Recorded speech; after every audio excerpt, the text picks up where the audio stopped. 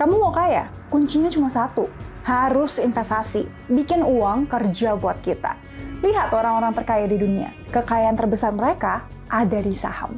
Begitulah kira-kira kata influencer keuangan lain, dan begitu juga lah perspektif sebagian besar dari kita yang udah melek investasi. Tapi dari dulu, aku nggak pernah percaya prinsip itu. And here's why.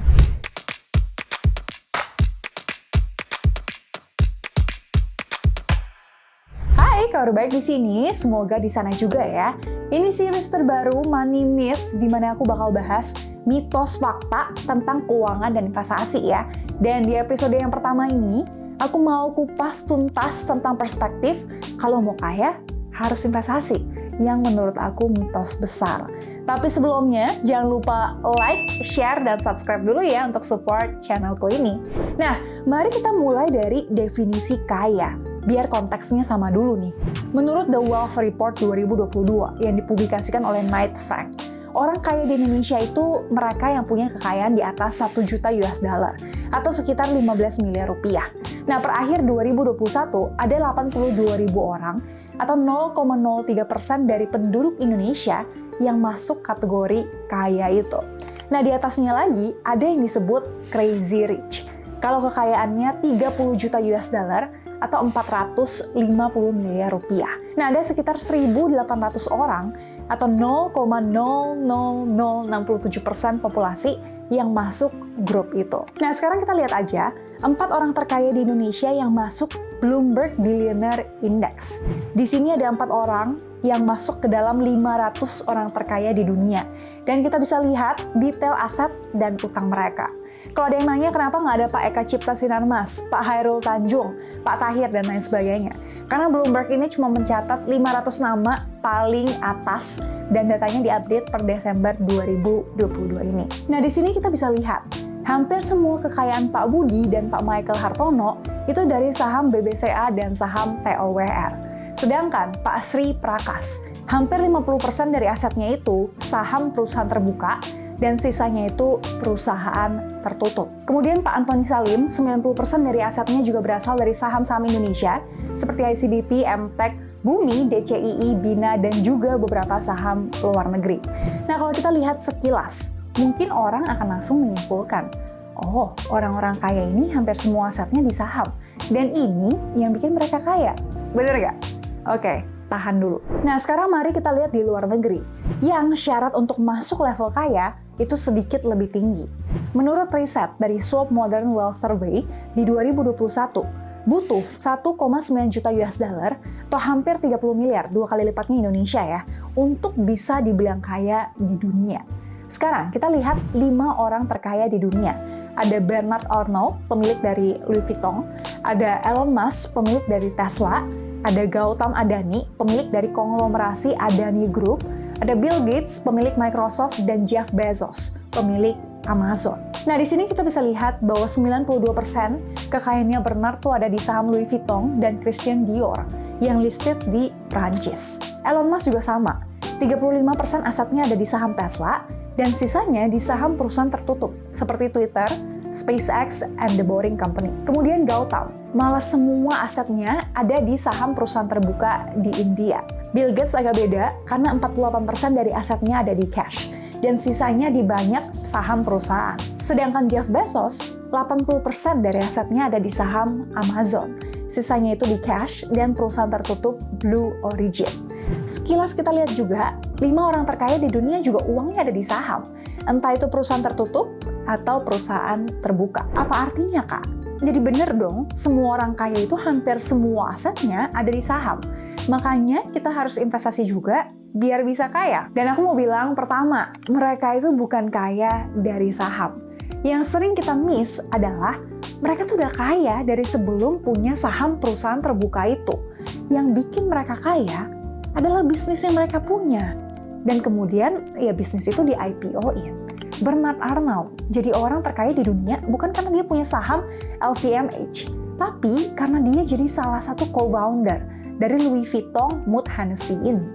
Elon Musk sempat jadi orang terkaya di dunia juga bukan karena saham yang dia pegang, tapi karena dia yang membuat Tesla dan SpaceX menjadi seperti hari ini. Jadi nggak serta-merta kita punya saham dan nabung rutin tiap bulan selama bertahun-tahun akan menjamin kita jadi orang kaya seperti mereka. Nah, tapi menjadi financially secure dan mencapai financial freedom itu sangat mungkin.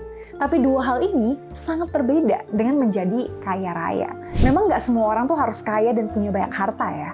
Tapi make sure kita ngerti apa mimpi kita dan apa yang kita lakuin biar nggak kecewa nih nantinya. So, kalau kita mau jadi kaya secara harta, ya harus kerja. Dan in reality, mungkin harus punya bisnis sendiri. Walaupun ada juga cerita seperti Bapak Ronald Read yang bekerja sebagai petugas pom bensin, petugas kebersihan, dan dia berinvestasi sepanjang hidupnya dan kemudian mampu mewariskan ratusan miliar kepada keluarganya dan juga charity. Kemudian yang kedua, sebagian besar dari mereka itu kaya karena punya concentrated asset. Bapak Michael dan Budi Hartono kaya karena BCA. Pak Sri Prakas kaya karena bisnis tekstilnya. Jeff Bezos kaya karena Amazon. Bill Gates kaya karena Microsoft. Nah, kalau kita perhatikan ya, masing-masing tuh punya satu hal nih yang bikin mereka kaya dan dikenal. Walaupun ya, kemudian Elon Musk punya SpaceX dan Twitter, Pak Antoni Salim nih punya MTech, Bumi, dan DCII, tapi yang bikin mereka kaya di awal itu satu, Tesla dan Indofood. Nah, dari sini aku pribadi belajar banyak juga nih, bahwa diversifikasi itu sadly nggak akan bikin kita kaya. Dan memang ada teorinya juga nih teman-teman. Di CFA level 3, ada satu teori yang memperluas teori Markowitz, di mana alokasi aset itu disesuaikan dengan tingkat risiko dan tahap kehidupan kita, yang dibagi menjadi 3. Yang pertama itu personal risk bucket, market risk bucket, dan aspirational bucket. Nah, jadi teori ini tuh kayak mau bilang, kalau kita baru mulai ngatur uang dan berinvestasi, targetnya itu bukan langsung jadi orang kaya, tapi step by step, mulai dari level pertama nih, personal risk bucket, yang fungsinya menghindarkan kita dari kemiskinan dan kebangkrutan dengan membangun dana darurat. Jadi, alokasi asetnya itu ke produk-produk yang rendah resiko dulu nih, seperti emas, reksadana pasar uang, dan juga deposito. Nah, kalau kita udah selesai nih PR kita ya di level 1, barulah kita bisa masuk nih ke level market risk bucket, yang fungsinya menjaga gaya hidup kita saat ini. Jadi alokasi asetnya tuh bisa ke produk yang lebih berisiko, seperti saham blue chip, ETF, reksadana indeks, reksadana saham, dan juga obligasi. Nah, di tahap ini juga disarankan untuk diversifikasi, agar kita bisa mencapai status financially secure dan pelan-pelan menuju financial freedom. Nah, selanjutnya, kalau kita udah selesai di level 2 nih ya, ini kayak main game ya, barulah kita ngomongin gimana jadi kaya raya di level aspirational risk bucket. Kita boleh masuk ke level yang ketiga ini kalau punya uang lebih nih, setelah dikurangi dengan uang-uang yang dipakai di level 1 dan 2 ya. Di level ketiga ini tuh ibaratnya kayak we make it or we break it.